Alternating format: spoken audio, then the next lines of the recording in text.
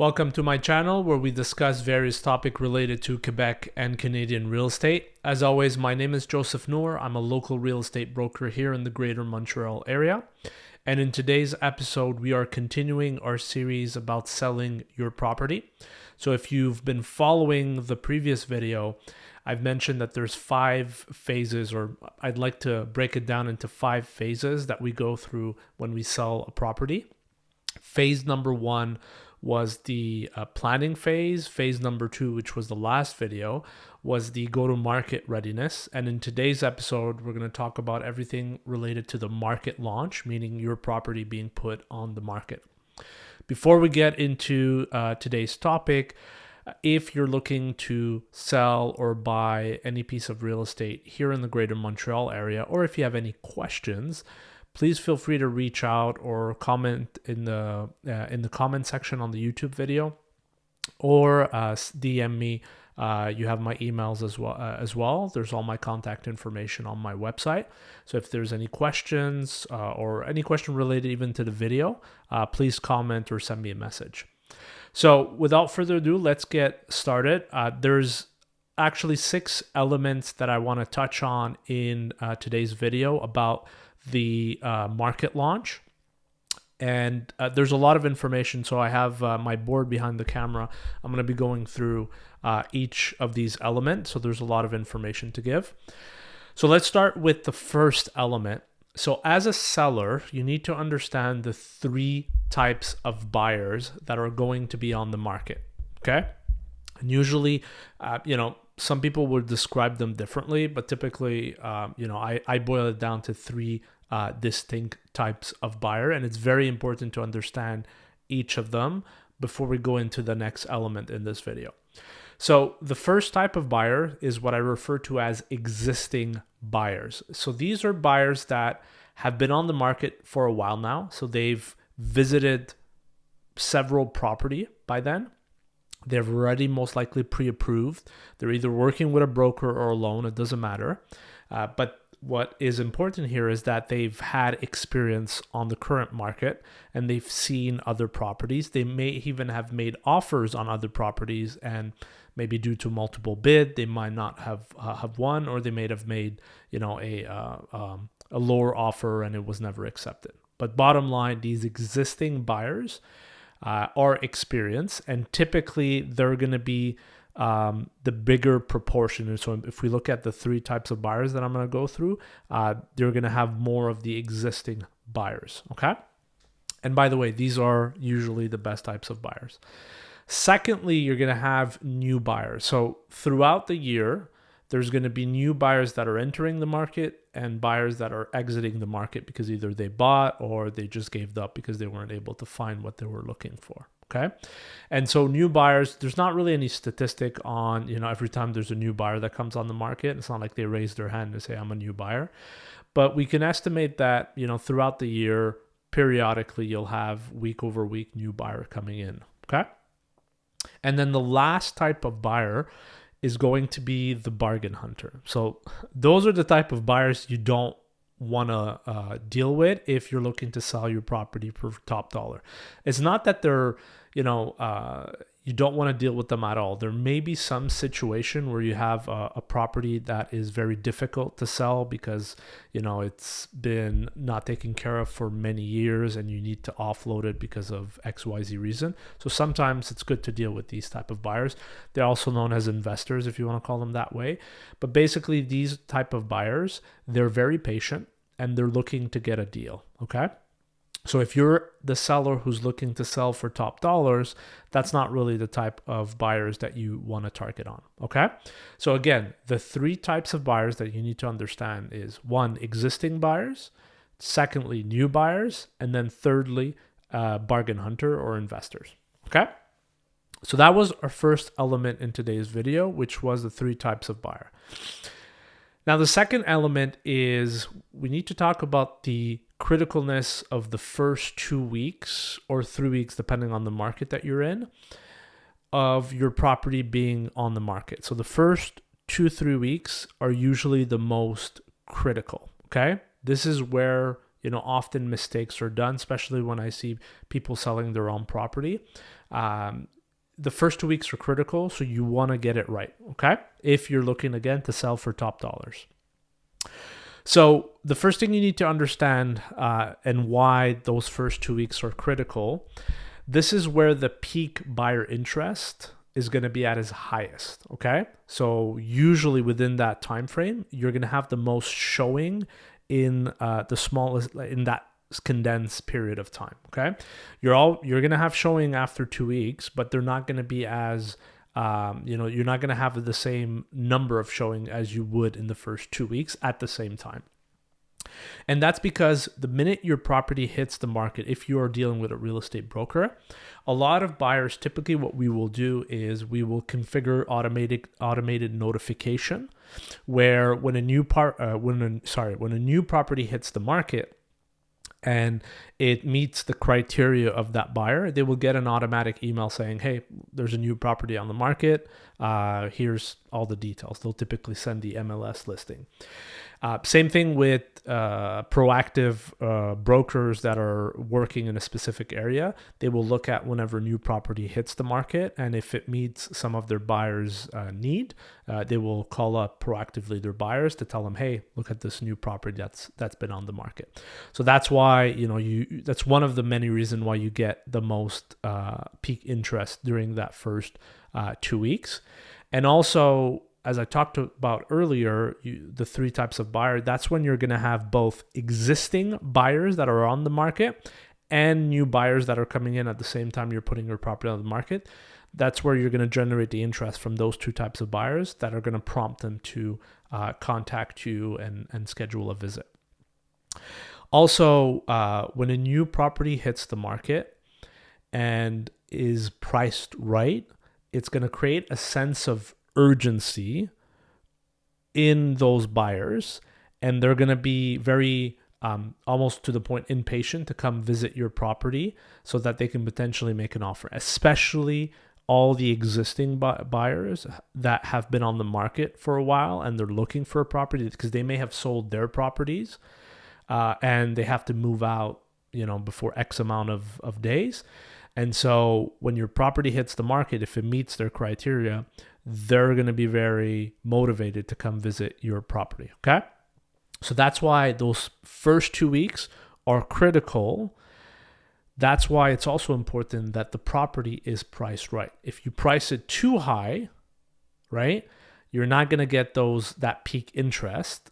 It may not even register in some of the automated email because you may have priced it, higher than what most buyers in that category of home would be willing to pay, right? So it's important that when you're working with your broker, that they're pricing the property correctly, because everything else will not work out. All the marketing, all the stuff that we're going to talk about in this video will not work if the property is not priced correctly. That's why in the previous episode, I kind of went over it quickly, but I talked about the CMA, which is the competitive, the market, where we look at the property that were sold and the property that are on the market, and we kind of give you a estimate on the value of your property, right? So that portion was extremely important, although I talked about it very briefly in the last episode. So that was the second element, where the first 2 weeks is very critical, and this is important to retain. The third element is the marketing, obviously. So once your property is on the market, if you're working with a broker, I'm assuming here in this instance you're working with a broker, but if you're not, think about the marketing that you're going to be doing if you're trying to sell your own property. So obviously there's your property being online, and the biggest website where people go look for property is the MLS. Here in Quebec, we refer to it as Centris, so centris.ca, and we have all the properties that are sold by a real estate broker. If a homeowner is selling their own property, it is not going to be on the MLS. Usually it's going to be on, these for sale by owner website. So that is one of the biggest online site where your property is going to have the most visibility. So brokers are going to see it. All the potential buyers are going to see it as well. The other, and I'm not going to go through every marketing because sometimes it's custom based on the type of property and location we're selling a property. I like to do open houses, especially within the first 2 weeks, because again, when we talked about the peak interest of buyers and the two types of buyers that are going to be very interested at within those first 2 weeks, I typically use open house to get the most showing in that small span of time. That way my clients typically don't get bothered too much by different visits. So we get everybody to visit around the same time in the open house, usually within the first week of being on the market. And that's also a strategy where, when you as a buyer, if you're walking into an open house in a property that's been just put on the market that is priced well, and you see 10 other buyers that are looking around as well, it kind of adds a pressure on you as a buyer to put an offer, and sometimes a very aggressive high offer. So that's the open house. There's obviously the social media marketing that we do. There's could be the postal advertisement that we do. Typically also what I like to do for open house, I like to advertise the open house. I'll go around the block, knocking on doors and inviting the neighbors. Again, you want as much people to get into your open house so that you can kind of create that buzz and show people that there's a lot of people interested within that property. I'm not going to get to all the marketing strategy that we do, but those are kind of some of the most common one. And obviously, again, all these marketing tactics will be useless if the property is not priced correctly. Okay, so if you price the property $100,000 more than what it's worth, you're not going to get anybody that's interested, especially the existing buyers, right? Because think about it, these existing buyers have already went to visit several property, right? That may be similar to the one you're selling. And so if what they visited is equivalent, but what were $100,000 or $50,000 less, why would they put an offer on yours and not? So what you're going to do essentially is help the other property to sell versus selling your property. Okay. And these are typically conversations that your broker will have with you. So again, remember that pricing is very important. Okay. So that was the third element regarding marketing.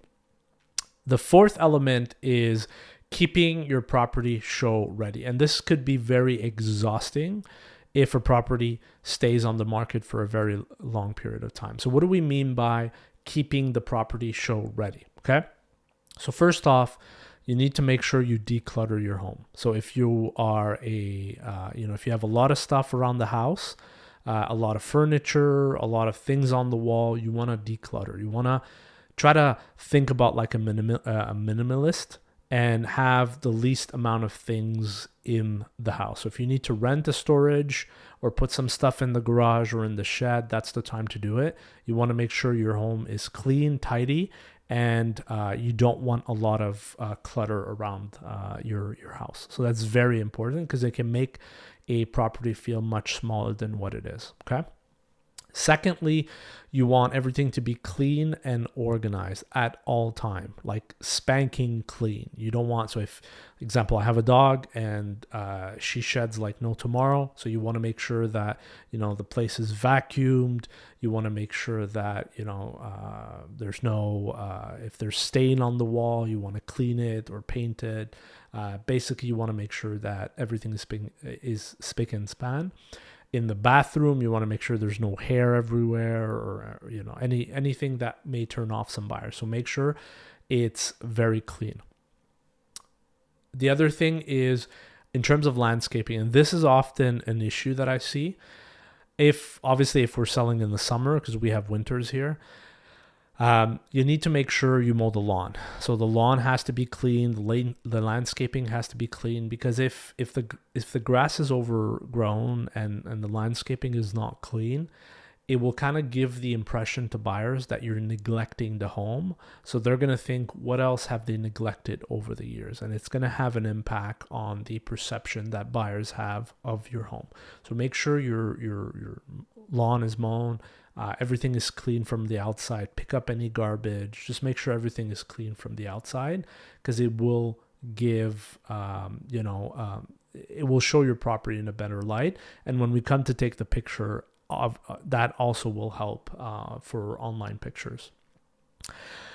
Smells, very important. Okay, so I mentioned I had a dog. So because I have a dog for the past 11 years, I'm kind of immune to her smell. Okay, but if somebody new comes to my home, they're going to smell my dog, which I've been immune to it, me and my wife. Okay, so it's very important if you have any animals and there's a smell. If you're, again, working with a broker, they'll be able to tell you.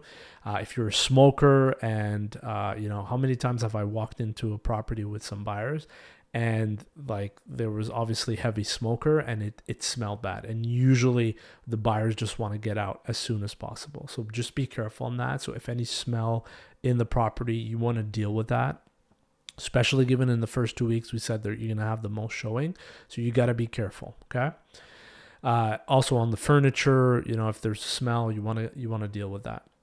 If there are minor repairs to do, you also want to deal with that.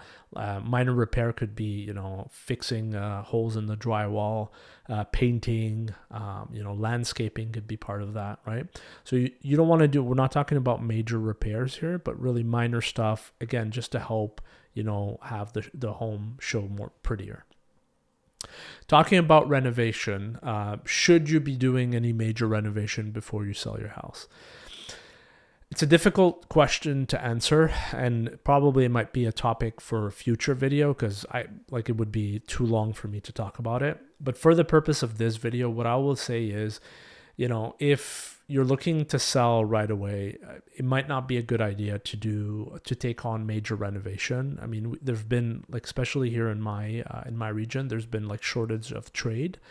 And if you've done any major renovation, you know that things will always be delayed. It will cost more than what you expected. There's going to be surprises that you're going to find. So I'm not sure if that's something you want to get into right before you put your property on the market, right? Obviously, if you're flipping the property, that's a different story. But doing major renovation may not be a good thing. However, fixing issues that may cause buyers to back off from making an offer, that may be something you want to address. Stuff like crack in the foundation, those are things that could easily be addressed by bringing in a specialist, and they'll usually take care of that stuff within a day or two. Those are things you might want to consider. But doing major renovation, like changing the kitchen, the flooring, that may not be a good thing right before going on the market. Okay, so that's everything about keeping your property show ready. Number 5 is the showing. So obviously you're going to have a lot of showing beside the open house that you're going to do in the beginning. So you got to be flexible as a homeowner. So usually buyers will come and visit in the evenings and weekend because they might be working during the day. Okay. And so that might be during a time that may not be convenient to you, but because your property is on the market, you have to keep an open mind and be flexible to allow visitors to come and see your properties so that you increase your chance of having the best offer possible. Okay. If you as an owner are renting the property that you're selling and you have a tenant living there, you want to make sure you have a conversation with your tenant beforehand so that they're able to provide you different showing times and not just one. I've had situation where a property X can only be shown on Sunday between 8 and 9, like a ridiculous time, and obviously that has a negative impact on our ability to get top dollar for your property. So you want to speak to your tenant if your property is rented, and get on paper at least 4 to 5 different showing time so that your broker can use that to schedule different showings. Okay, and not at the same time bother too much your tenant. The last thing in terms of the showing is ensure that when you're getting showing requests, and if you're working with a broker, your broker would be getting it, make sure that they're being responded promptly. So if you get a showing request and the broker doesn't answer, I've had situation where we here in Quebec, we have a system where we send a showing request for a property or a broker and they get notified on their phone. And it has happened that the broker never answered me. So usually, like broker in the listing, broker will say we need 24 hours in advance notice for a showing. So I would give like a 48 or 72 hours, and I don't get any response before after 24 or even longer than that. I don't get any response. So I have to pick up the phone and call them and say, hey, can we showing? And sometimes they would have forgot, or different situation happen.